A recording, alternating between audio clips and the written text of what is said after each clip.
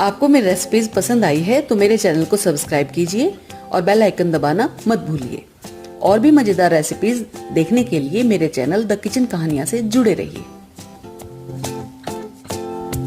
पनीर के पकोड़े बनाने के लिए मैंने लगभग 200 ग्राम पनीर लिया है, चौथाई कप ताजा धनिया पत्ती और कुछ मसाले लिए हैं। इसमें हमने 1 छोटी चम्मच कसूरी मेथी, 1 छोटा चम्मच चाट मसाला, 2 छोटा चम्मच धनिया पाउडर, 1 छोटा चम्मच नमक, 1 छोटा चम्मच लाल मिर्च, चुटकी भर हींग या चौथाई चम्मच आप ले सकते हैं, और आधा छोटा चम्मच गरम मसाला, 1 अदरक और 2-3 हरी मिर्च लिए हैं।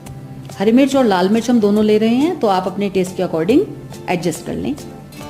सबसे पहले हम धनिया पत्ती, हरी मिर्च और अदरक को पीस लेंगे। इसको एक स्मूथ इसका पेस्ट बनाने के लिए हमने इसमें 1 बड़ा चम्मच दही डाल दी है, जिससे एक स्मूथ पेस्ट बन जाएगा।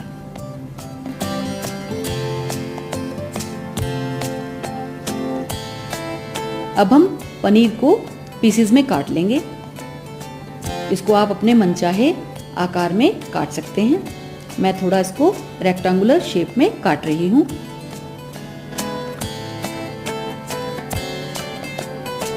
पनीर के पीस हमने कर लिए हैं। अब हम एक बोल में धनिया मिर्च वाला मिक्सचर निकाल लेंगे और इसमें सभी मसालों को ऐड कर देंगे। मसालों को हम अच्छी तरह से मिक्स करेंगे, जिससे धनिया मिक्सचर और मसाले सभी आपस में अच्छी तरह मिक्स हो जाएं। क्योंकि इसमें हम पनीर के पीसेस को डिप करके रखेंगे और ये सभी फ्लेवर पनीर के हर पीस में आएगा। अब इसमें हम पनीर के पीसेस डालेंगे और उसको अच्छी तरह से कोट कर देंगे। ऐसा करने से जब पकोड़े बनकर तैयार होंगे तो पकोड़ों में बहुत अच्छा टेस्ट आता है। आप इसको जरूर ट्राई करें। इस तरह से हम पनीर को कोट कर लेंगे।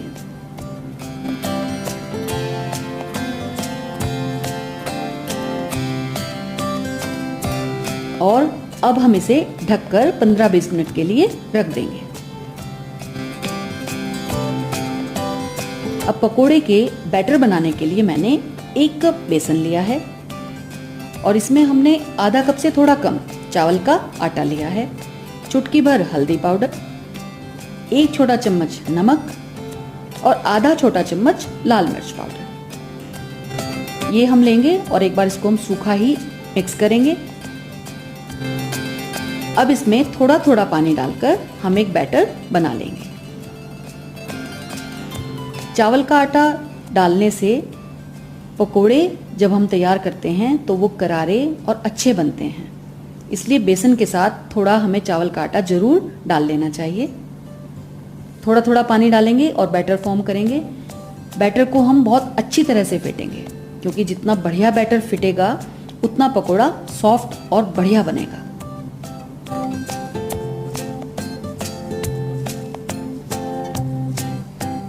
इसमें लगभग 1 कप से थोड़ा कम पानी लग जाएगा। अब यहाँ हम इसमें चौथाई चम्मच ये हमने बेकिंग सोडा लिया है वो ऐड कर देंगे। इससे पकोड़े फूले फूले बनेंगे। और ये आप इसकी कंसिस्टेंसी देख सकते हैं। ये बहुत ज़्यादा थिक भी नहीं होना चाहिए और बहुत पतला भी नहीं होना चाहिए, नहीं तो ये पनीर के क्यूब्स के ऊपर या पनीर के पीसेस के ऊपर अच्छी तरह कोट नहीं होगा। अब हमने पनीर के पीसेस लिए हैं। कुकिंग ऑयल हमने गैस पर गर्म होने के लिए रख दिया है। अब हम 1 पीस लेंगे, बैटर में उसको डिप करेंगे और डायरेक्ट उसको हम कढ़ाई में गरम तेल में डाल देंगे।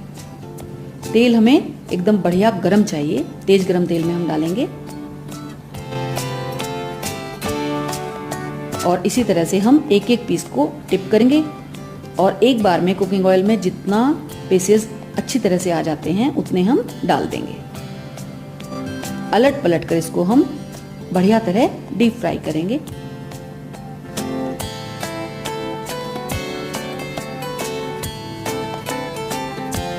ये आप देखिए पकोड़े बहुत बढ़िया गोल्डन ब्राउन और अच्छे फूले फूले तैयार हो रहे हैं। जब पकोड़े गोल्डन ब्राउन हो जाएंगे तो उसको हम निकाल लेंगे प्लेट पर एक टिश्यू पेपर लगा देंगे, जिससे जो एक्सेस ऑयल है वो टिश्यू पेपर एब्जॉर्ब कर लेगा। और इसी तरह से हम बाकी के बचे हुए सभी पीसेस के पकोड़े तैयार कर लेंगे। ये पनीर के पकोड़े बन गए हैं। ये देखिए, एक मैं आपको काट कर दिखा रही हूँ। बहुत बढ़िया सॉफ्ट और अच्छा पकोड़ा बना है। इसको आप काट कर भी सर्व कर सकते हैं या आप इसी तरह से भी सर्व कर सकते हैं। बस हमें क्या करना है, सर्व करने से पहले गरम गरम पकोड़ों के ऊपर हल्का सा चाट मसाला जरूर छिड़कना है। इससे बहुत अच्छा टेस्ट आएगा। इस मॉनसून के मौसम में आप ये पकोड़े जरूर बनाइए और इनको गर्मा गर्म चाय के साथ सर्व कीजिए। ये मैंने पकोड़े बना लिए हैं। इसको मैंने हरी चटनी और सॉस के साथ सर्व किया है। Thank you.